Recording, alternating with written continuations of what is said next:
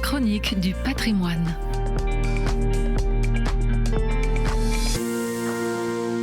Bonjour à tous. Nous partons à Céris-Val d'Europe, dans le diocèse de Meaux, pour la cérémonie de bénédiction des premières pierres d'une future église. Dimanche 30 novembre, le matin est frais et ensoleillé. Nous sommes sur une parcelle attenante à l'institution catholique Saint-Colomban qui a ouvert ses portes en 2023 et dont les bâtiments viennent d'être terminés. Il y a déjà plusieurs centaines de personnes autour d'une estrade qui accueille Monseigneur Namias, évêque de Meaux, accompagné de Monseigneur Guillaume de Lille. Une grue montant à 50 mètres domine l'ensemble en attendant d'être mise à l'ouvrage. L'église sera donc le second bâtiment construit sur cette parcelle. L'ensemble est dédié à Saint Colomban, moine irlandais du VIe siècle qui fut le premier évangélisateur de Seine-et-Marne. Monseigneur Namias encourage chacun lors de son mot d'accueil.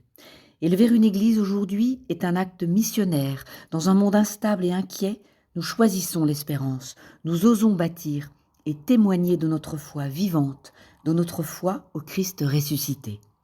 Les 2 pierres de fondation de la future église sont apportées cérémonieusement avant d'être bénies et encensées.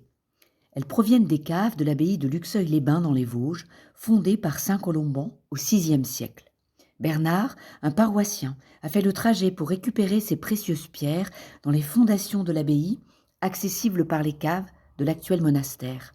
Elles sont en grès rose des Vosges. Elles sont le passé qui scelle le futur, la mémoire du saint qui habite le projet, le témoignage de la foi qui bâtit dans la durée. Cette cérémonie plutôt rare amène aussi des habitants venus en voisin.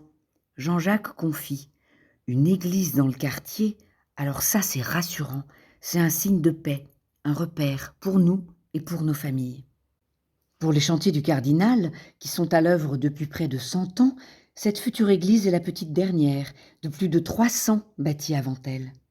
Mais elle ne le restera pas longtemps.